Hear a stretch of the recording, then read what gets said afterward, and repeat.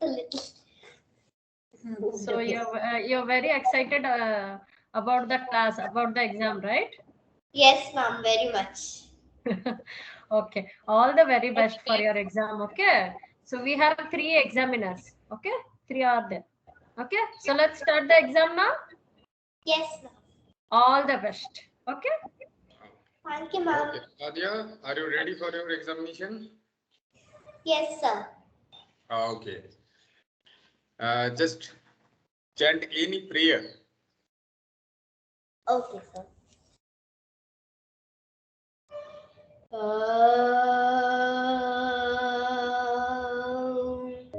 Oh my God.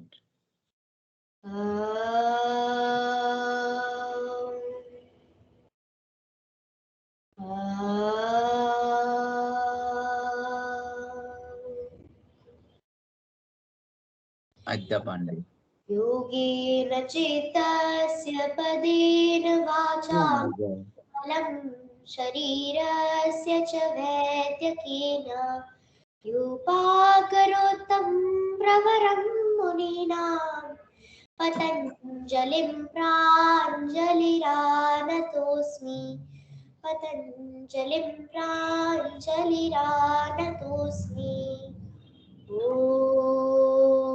शान्ति शान्ति शान्तिः.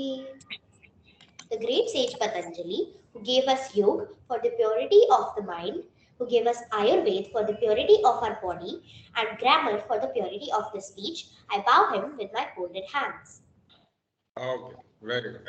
Do you know about Satkarma?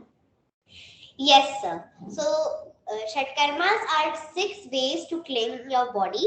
So, the Shatkarmas are Neti, Dhoti, Basti, Tratak, and Kapalbhati, and Noli. One more. Okay. How to perform Jalaneti? Yeah, so Jalneti. So first for Jalneti, we need lukewarm water, not too hot, not too cold, and we have to put in 1 teaspoon of salt. It should match the tonicity of the tears, and we have to put it in a Jalneti pot, and then we have to bend forward, tilt our head a little, fix the nozzle to our nose, and we have to open our mouth because we cannot breathe through our nose. So we have to make sure that we are breathing through our mouth and make sure that the water comes out of the other side of the nose. Okay, very good. Who should not perform this Jalaneti? The contraindications for Jalneti are the people who have ENT problems, the people who have blockage in their nasal passage, they should not do. Okay. Do you know about Kapalbhati? Yes, sir. Kapalbhati should be done after Jalneti to get to clean the nasal passage all around so that no salt or water is left in that. Okay. Perform Kapalbhati. 10 stroke. Yeah. So Kapalbhati actually means that Kapal. So Kapal is our forehead area and Bhati means shine. So after we practice Kapalbhati daily for 12 years, so we will observe that our forehead has started shining a little. So that's Kapalbhati. Okay, relax. Okay. What is the benefit of this Satkarma? The benefit of the Shatkarmas are it clears away all the mucus and fat from whatever area that particular Shatkarma is done for. Okay. Do you know Jangha Sakti Vikasaka? Yes, sir. Okay. Perform Jangha Sakti Vikasaka 2A and B. Sure. Jangha Shakti Vikasaka 2A.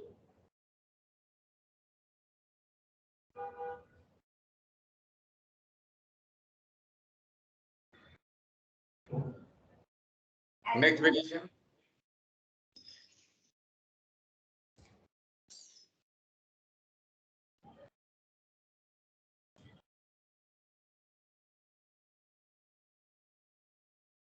Okay, relax. Perform 1 round Surya Namaskar.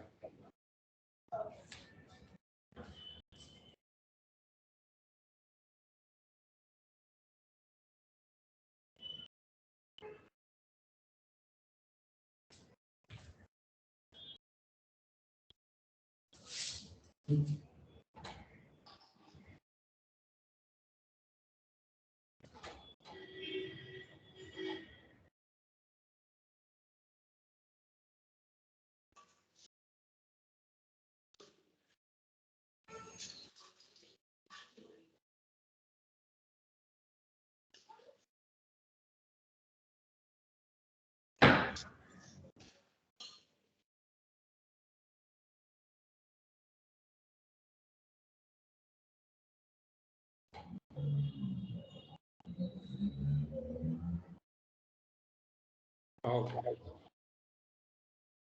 Perform Pavan Muktasana.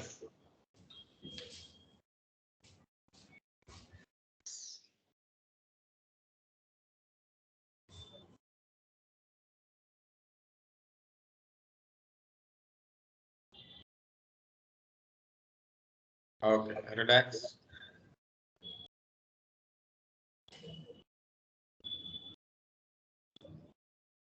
Perform Salvasana.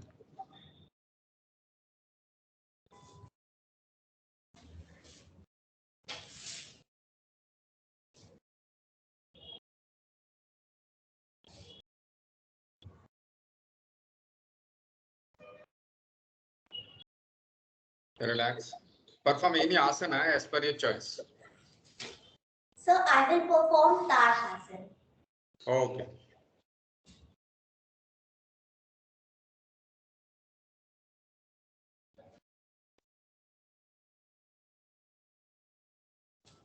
Relax. Come back.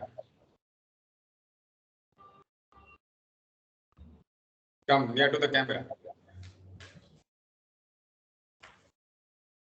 Okay. What is the key benefit of Tarasana? The key benefit of Tadasana is that it stretches your ankles, knees, thighs, and back. And for the children, why it is my favorite asana is because it's one of these very simple asana. I used to do it since I was in playgroup, and also I love it because it helps us in increasing our height as it stretches all of our muscles. So that's why it is my favorite. Okay. Who should not perform Salvasana? The people who have abdominal surgeries, pregnant women, and the people who have hernia, and also the people who have high hypertension, high BP, they should not practice. Okay. Why Pavan Muktasana is known as Pavan Muktasana? Because because Pavan Muktasana, as the name suggests, it is good for the gastric problems. So as we are exhaling and contracting the body, so it releases all the gases. Okay. You have performed Surya Namaskar. Yes. How many postures are there? There are 7 postures, out of which 5 of them are repetitive. Okay. Which do not repeat? The Ashtanga Namaskar, the Ashtanga Namaskar doesn't repeat, the Bhujangasana, and also Okay. Okay. Thank you. Could you able to tell us about Jangha Sakti Vikasaka you have performed? What is the contraindication for that practice? contraindication for Janga Shakti Vikaska are that the people who have knee injuries, the people who have balancing issues, the people who have shoulder issues, and also the people who have weak thighs and calf muscles, so they can also, they should also not do. Okay. Do you know full yogic breathing? Yes. Yes, perform.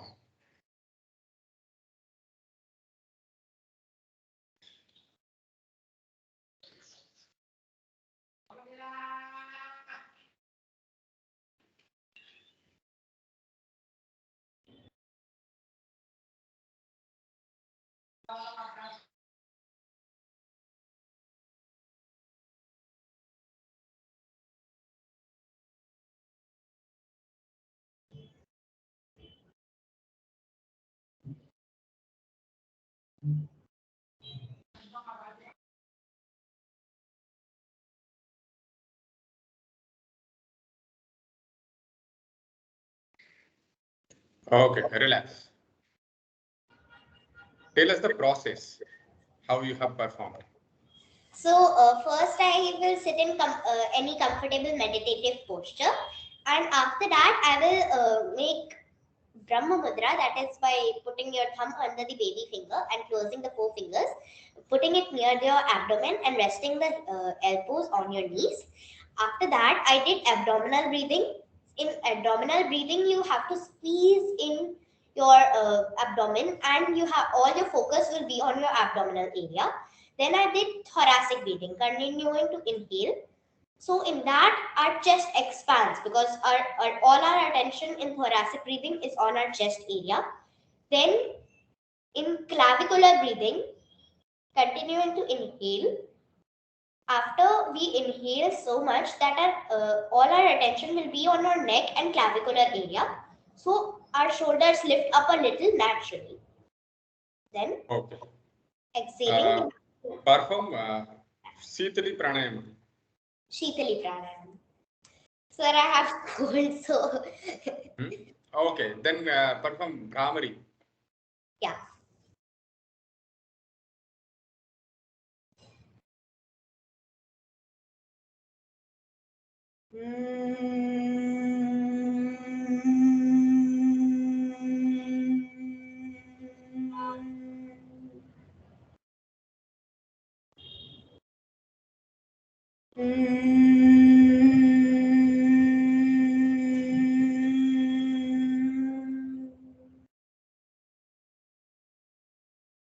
Okay.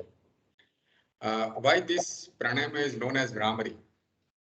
Sir, because in this we make a sound like a bee, so that's why it's known as Brahmi.